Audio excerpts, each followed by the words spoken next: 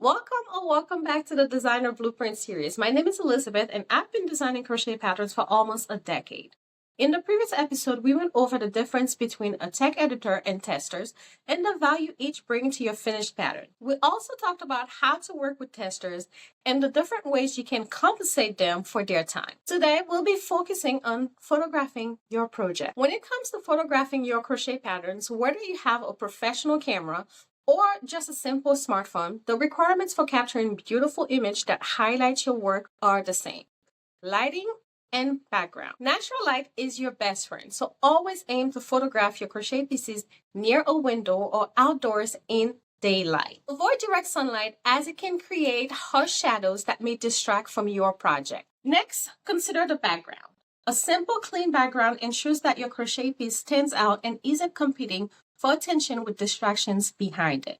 Neutral backgrounds work best. Think plain walls, wooden surface, or a piece of fabric that complements your design. Take photos from multiple angles. Include a range of shots that showcase different views of the design, from wide shots to close-ups of stitch details, textures, and any key elements. If you're photographing garments, it's important to show how the item fits. So include image of the piece being worn or displayed on a mannequin. Use Pinterest to create mood boards for your photo shoot. Add poses and angles that you would like to replicate. This is great if you don't know how to pose, so you can have reference point for yourself and or your model.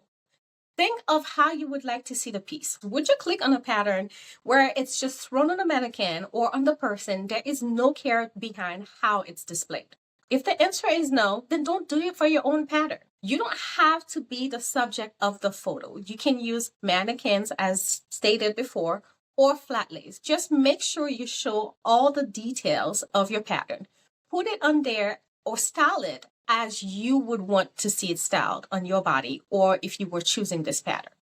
While props can help tell a story, it's best to keep them minimal and complementary to the crocheted item. If you don't have access to high quality cameras, don't worry. Phones are equipped with excellent cameras capable of taking clear, professional looking photos with the right setup. The key is to always use the back camera on your phone and wipe it down thoroughly before you start taking photos. If you touch the phones, clean the camera again. You will be amazed about how many times we touch the lens without noticing. If you are taking your own photos, I recommend starting with a timer on your phone and a basic tripod. This may require you to do a lot of back and forth between each shot, but it gives you time to plan the next pose. There are also many affordable tripods available that comes with Bluetooth clickers that you can use to minimize the constant need to reset the timer on your phone. As an indie designer, this is still the option I use. I just use a tripod, a remote, and inspiration from Pinterest. I will link some of the ones I use down in the description for you. If you're still not satisfied with your photos, another option is to hire a photographer if your budget allows it.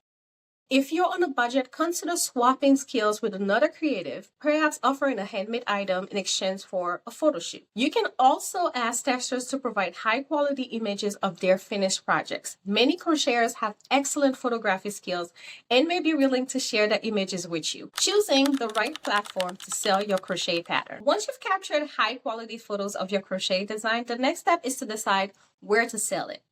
Different platforms offer varying benefits, so it's important to select the one that best aligns with your goals and audience. Ravelry is one of the largest, most established platforms for crochet and knit. However, the platform doesn't have a built-in marketing tool to help promote your pattern. Etsy is another popular option. It provides a built-in audience, making it easier for newcomers to gain visibility. However, Etsy does come with a lot of transaction and listing fees, and it can be competitive. If you want more control over your brand and sale process, setting up your own website might be the best choice.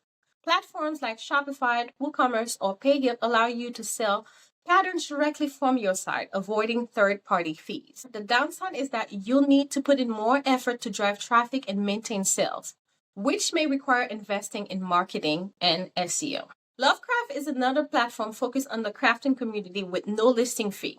While the audience is smaller than that of Ravelry or Etsy, Lovecraft provides useful pattern formatting tools. If you're looking for membership-based selling, platforms like Ko-fi and Patreon can be great options. These platforms allow you to offer exclusive content, early access to new design, and memberships. However, they require constant content creation to keep subscribers engaged. So it's important to consider whether you're prepared to maintain a steady flow of exclusive material for your subscribers. For beginners, Ravelry and Etsy are solid starting points due to the large audience and ease of setup. As you grow and build your brand, you might consider expanding to your own or other platforms to increase revenue and maintain greater control over your business. How to promote your pattern. Now that your pattern is listed, promoting it is key to attracting buyers. A solid promotional strategy can significantly boost your sales and visibility.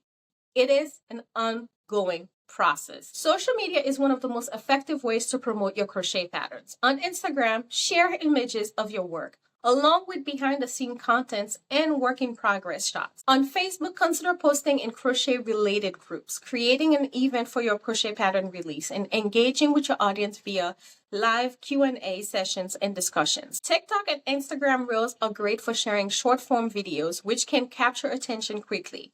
Show off your pattern in a fun, engaging way like time-lapse episode of the making process or styling tips. YouTube is another platform if you create a video tutorial or offer designer insights. It can help establish your authority in the crochet community and drive traffic to your pattern listing. Pinterest is particularly useful for long-term traffic generation. Since it functions as a visual search engine, you can create eye-catching pins for your pattern and link them directly to your listing, whether on Etsy, Ravelry, or on your own website. Use relevant keyword in your pin description, such as crochet sweater pattern or easy crochet blanket to make your pins discoverable. Creating multiple pins for the same pattern increase visibility and help reach more potential customers. Building an email list is another effective strategy for promoting your crochet pattern. By offering a free pattern or a discount as an incentive, you can encourage sign-ups and start building a relationship with your audience. Once you have an email list, you can send sneak peeks of upcoming patterns, exclusive tester calls, or early bird discounts. Consider getting your pattern featured on popular crochet websites and blogs. Many of these sites offer roundups of the latest releases, providing your patterns with valuable exposure and help drive traffic to your listings. Finally, running promotions or discounts can incentivize people to purchase your pattern. Offering limited time discounts at the start of a release can create a sense of urgency. If you have multiple patterns, you can create bundles deals that encourage buyers to purchase more. Running giveaway is another way to generate excitement, although it shouldn't be relied on for promotion. As I said before, promotion is an ongoing process. The more time and effort you invest in the marketing strategy, the more success you'll likely see in your crochet pattern business.